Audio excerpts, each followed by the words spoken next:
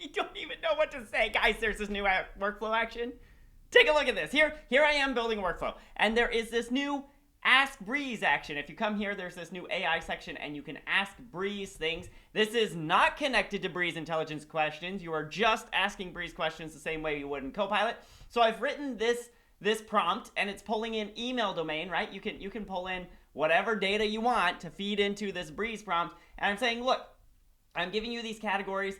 Respond with the number assigned, right? So if it meets this category, large software company, respond with 1, small software 2, large manufacturing 3, small manufacturing 4, other 5. And the thing that's really cool is you can test this action, right? To make sure it's working.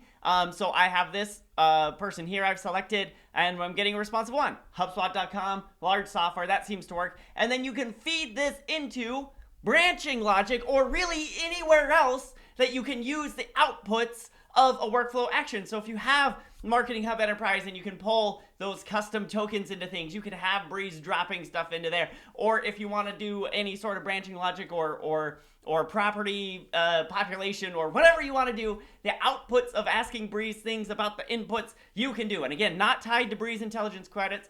Be sure to check out the product update. This is a beta you can opt yourself into. There are some limitations on the number of times you can run this in a given month, but it is just included in the Pro platform. If you have workflows, you can opt yourself into this beta and have conversational AI input into your workflow actions, which is incredible. So check it out. Let me know what you think. Let me know if you have any questions.